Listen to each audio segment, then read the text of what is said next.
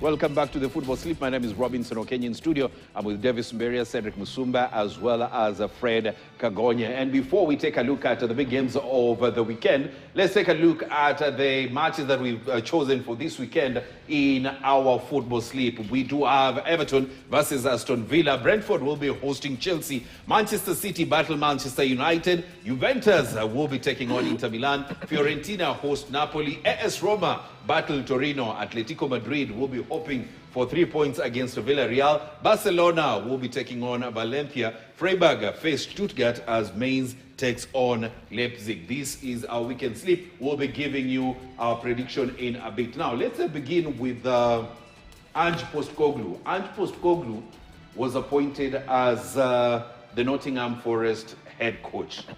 Davis Mberia, una maoni yako ni yapi kuhusu uamuzi wa kumteua Postecoglou kama kocha?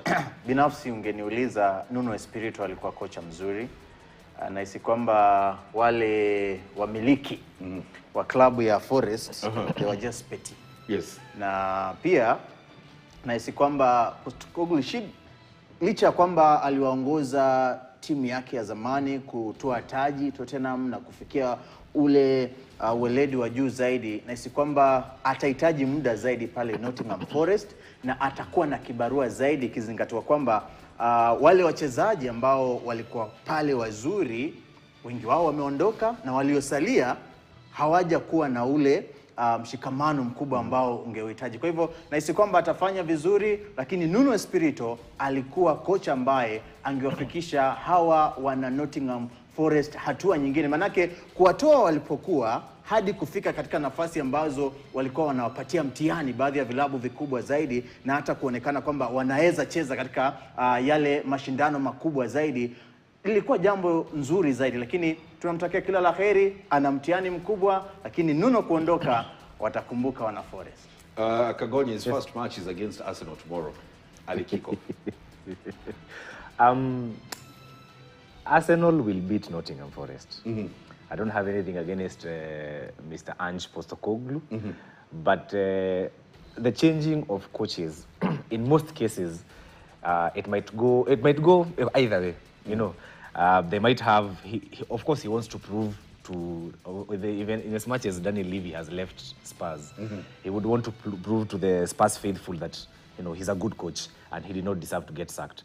But also, when you look at, like Barry has said, Nuno Espirito was. He's quite a good coach. I don't know what happened to him when he went to Tottenham Hotspurs. You would remember that he was a very good coach with Wolves. Yes. He also played quite some entertaining football, in as much as towards the last 10 games or so of last season, Nottingham kind of fell off the cliff. But Ange Postecoglou, they felt like they should have played the Champions League. Yeah. Yes, that's what I'm saying. Postecoglou is a good coach. He kept his word to the Tottenham faithful, but unfortunately Levy did not keep his word. So it's more of a wait and see, but I would predict Arsenal to beat them. Cedric, he's coming back to a team that is seeking to go higher from where they left last season. And they feel that probably he's a man who won with a squad that finished 17th in the league. And with what he has at the moment at his disposal, he has something that can, help them in Europa League as well as in the league. Yes, fair enough. I think he also has his quality to be celebrated. We have seen actually what he can do in the EPL. He's a high-pressing kind of coach. He's inheriting a low-block kind of a team. So as to say, he has actually a tussle order in a way of transforming the low-blocking kind of the Tottenham that we have actually associated ourselves with in the previous season and transforming to the high kind of pressing soccer that he's carrying all the way from Tottenham to this. And that necessarily tells you like which kind of formation he will actually have to play at the Nottingham.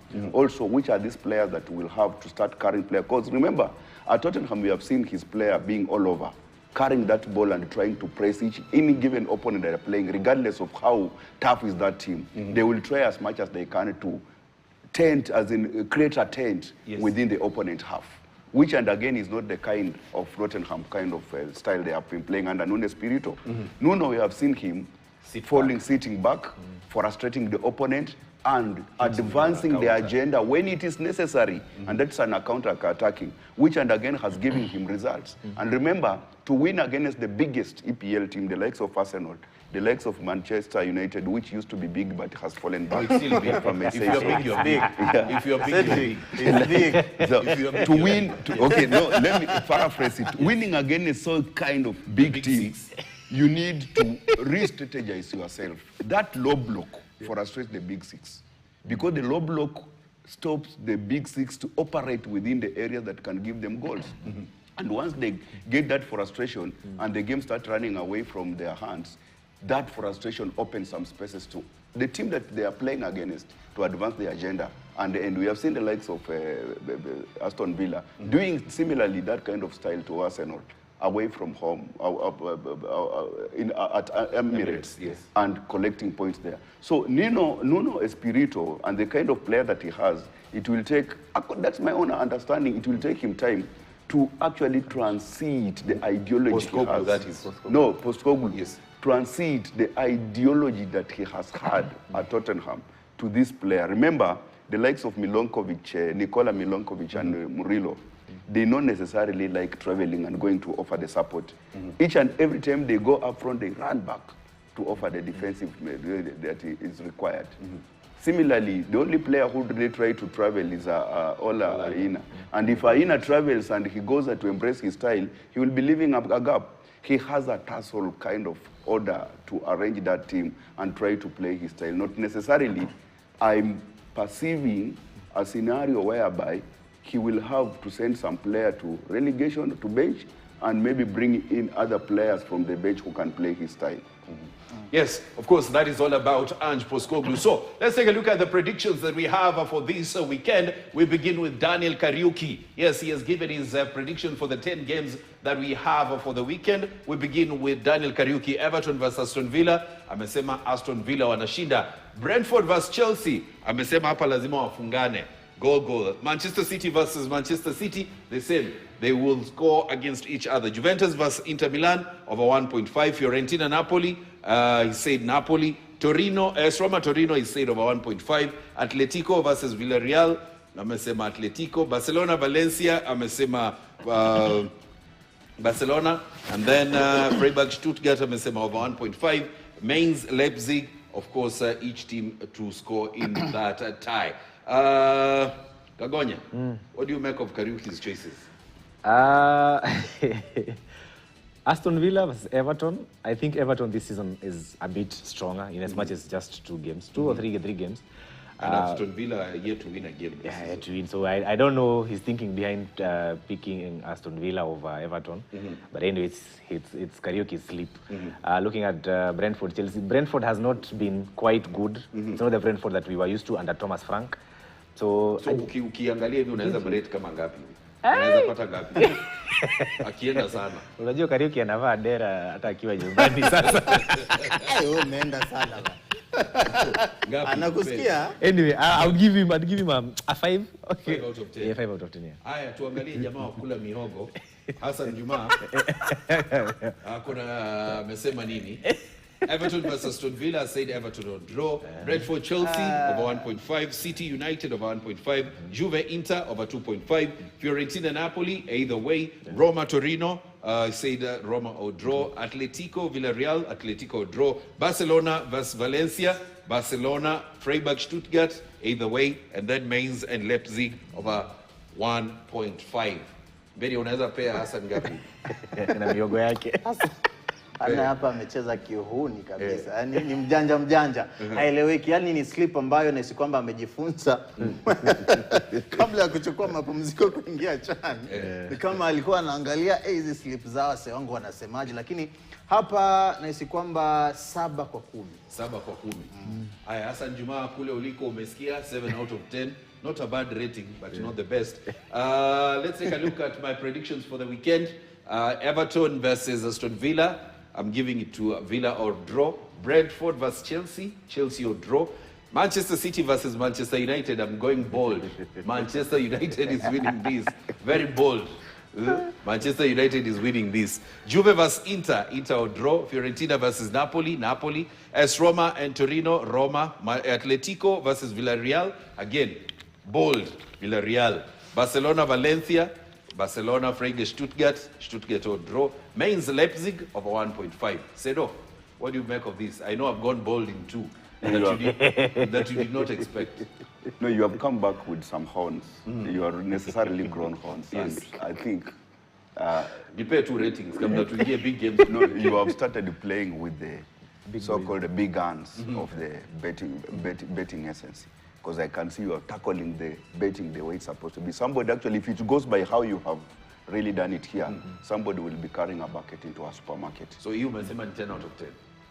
No, not necessarily. But I bet you might be getting either 8 or 9. Or 9, yeah. Higher. So let's get into the big games of the weekend. We begin with the Manchester Derby. Manchester United will be taking on Man City at the Etihad Stadium. Kagonye, this is going to be very interesting. Very interesting. Yes. I would actually pick a draw.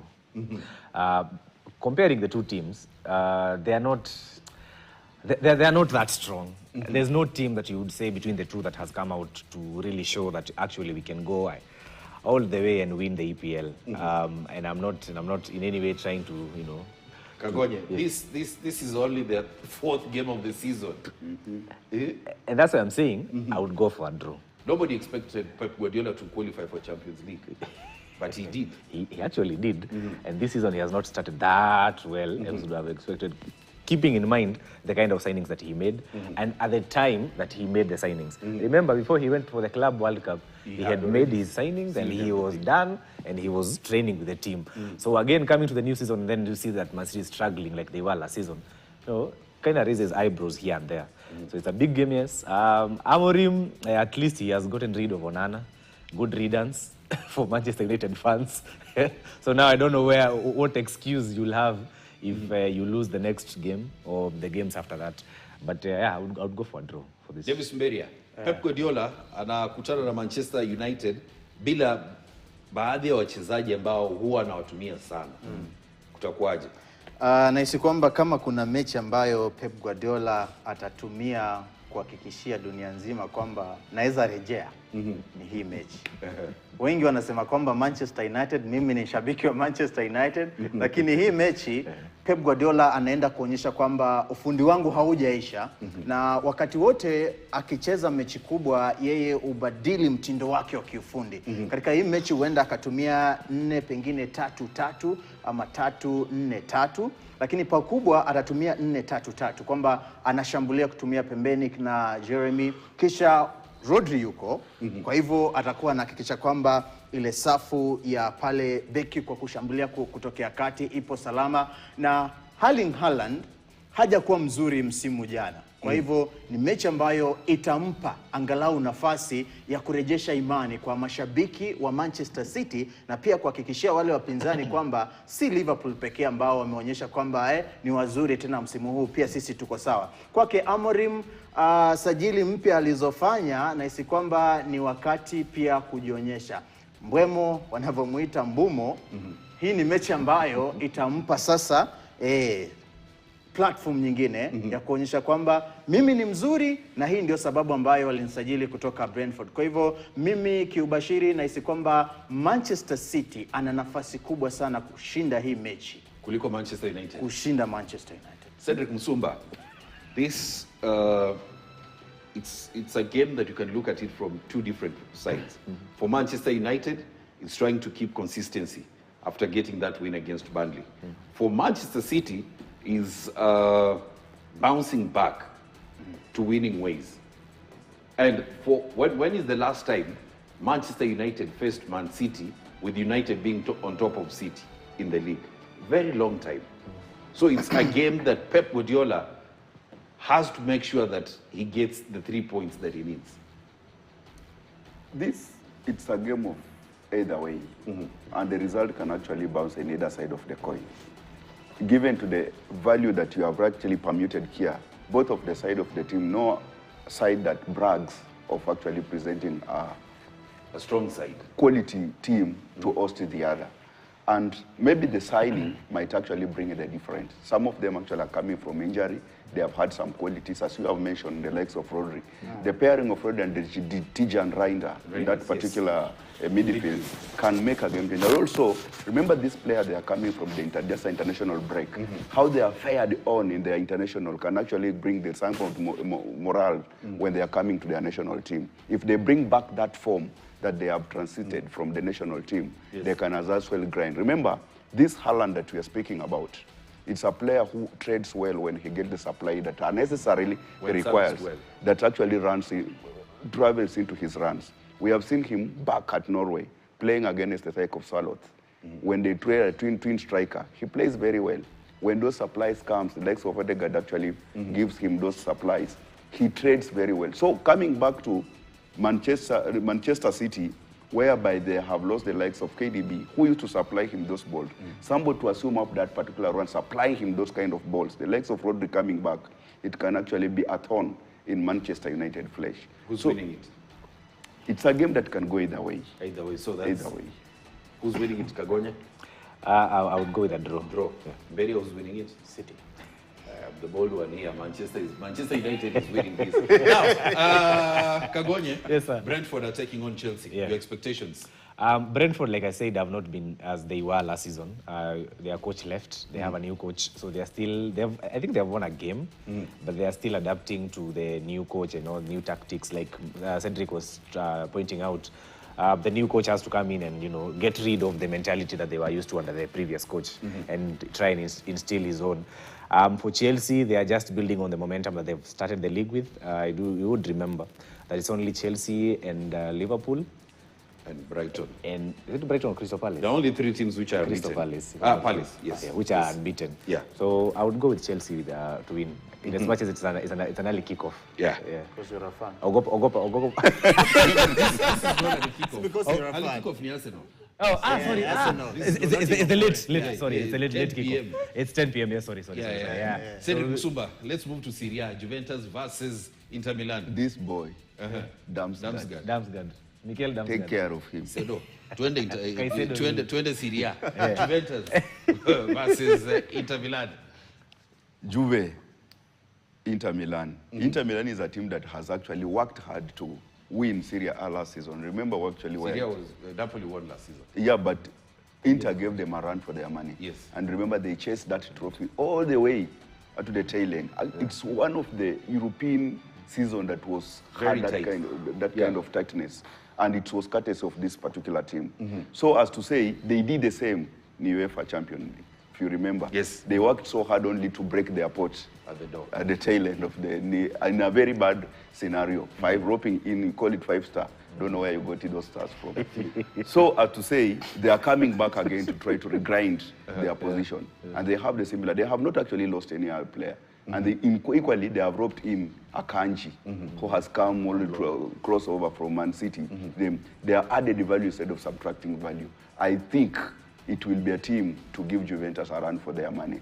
The twin striker, if Marcos Thuram can play alongside Lautaro Martinez, it become a danger kind of a pair to actually face for any given defender. So it still has the magnitude that we have seen in the previous Inter Milan. Coming to this particular battle, I still watch. If Juventus are not quite careful enough, they can still soak in goals. Davis Mberia, Fiorentina taking on Napoli, the defending champions. And Napoli have been on a good run after adding KDB to their system.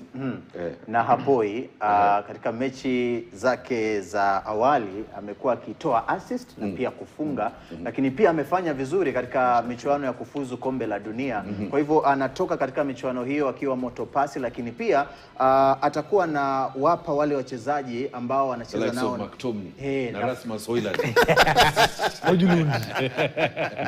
Kwa hivyo Napoli wana uwezo wa kushinda mechi na kwangu nahisi kwamba nawapa bwana upato kushinda mechi hiyo. Manake wanaingia katika mechi hiyo wakiwa na wachezaji wazuri, wanaingia katika mechi hiyo wakiwa na motisha kwamba wao ni mabingwa watetezi na wana kila sababu ya kufunga. Cedric Musumba, Atletico Madrid will be taking on Villarreal. A very interesting fixture that we have. Pressure is piling on Simone. Diego Simeone. Yes. You know, you talk of a team that has had a bad run at the start of the season, I think across Europe, is this team. Their run is not quite necessarily impressing. May it be playing either at home or away from home. And also vis-a-vis the quality of player that it has. It does not necessarily convince. At some point, I necessarily had the likes of Gallagher. They wanted to move away from the team simply because they were not getting enough play time. But and again, you might look at the team and to say the results were not coming their way, and they are starting questioning themselves. That underkind that mentality players need actually to be worked around and maybe try to assume that they will start trying. Though I know Simeone will be relying on some of the key players. Griezmann form down, but his son, Giuliano Simeone, has picked up, and he drives balls with the purposes. I think maybe necessarily he play for his dad, knowing that if we don't necessarily go and grind points, we might end up losing. If dad is fired, also I'm losing my job. So he plays with a purpose, knowing very well whatever necessarily they want, they will be playing again at home. They know what the fan really required from them. And it's a team of quality. The likes of Son is up front. When they are given the chance, they need to put in those goals behind the net. I know he need also to be working hard, knowing that if he doesn't show up at Atletico, he might be losing out the number 9 to Haaland. Remember, they are competing with Haaland back at home in Norway. If Norway qualify for World Cup, then he might be losing it out. So he need to up his socks and play as if there's no one here complaining. Who's winning it? I know it will be so hard to grind, but they will be working hard to win. And Atletico will win. They are playing at home. The Yellow Marines. I would go with Villarreal. Davis? Atletico. Well, those are your predictions. So let's quickly run through the fixtures that we have in different leagues across Europe. We begin with the English Premier League. Arsenal take on Nottingham, Bournemouth host Brighton. Crystal Palace will be taking on Sunderland. Everton face Aston Villa. Fulham welcome Leeds United. Newcastle face Wolves. And then West Ham United will be taking on Tottenham. Brentford face Chelsea. And on Sunday, Burnley take on Liverpool as Manchester City host Manchester United. That is in the English Premier League. Let's move on from the Premier League. Let's get into some Bundesliga action. Freiburg take on Stuttgart. Union Berlin will be facing Hoffenheim. Mainz take on Leipzig. Wolfsburg host FC Köln. Heidenheim welcome Borussia Dortmund. Bayern Munich will be in action against Hamburg. St. Pauli face Augsburg as Borussia Mönchengladbach take on Werder Bremen. Let's move away from Bundesliga. We get into La Liga. And in La Liga, Real Sociedad take on Real Madrid. Bilbao welcome Deportivo Alaves. Atletico Madrid battles Villarreal. Celta Vigo will be hosting Girona. Osasuna battle Rayo Vallecano as Barcelona will be at home in action against Valencia. And Espanyol face Real Mallorca. And Serie A, this is where we have some interesting fixtures. Cagliari face Parma, Juventus host Inter, Fiorentina take on defending champions Napoli. AS Roma welcome Torino. Atalanta face Lecce, Pisa take on Udinese. Sassuolo will be in action against Lazio as AC Milan face Bologna, and Verona take on Cremonese as Como complete the Monday fixture against Genoa. Those are the fixtures that we have for this weekend. Davis Mberia, which game are you looking forward to this weekend? Derby la Manchester, Manchester United dhidi ya Manchester City. Pigia upato klabu yangu Manchester United, lakini aliye bora bwana ashinde. Alafu pia kuna riadha za dunia. Wakenya tunatakia kila laheri. Kikosi cha wanariadha 58 kinaanza rasmi mawindo ya medali kesho asubuhi. Kwa hivyo tunatakia wanetu bwana kila laheri. Naam. What are you looking forward to this weekend, Kagonye? Several games. Of course, Chelsea versus Brentford. Of course, Juventus then versus Inter. I'll be looking at Barcelona as well. And of course, Manchester United versus Manchester City. That derby is quite interesting. Also keeping an eye on Fabregas at Como to see how he performs this season. Yes. Cedric?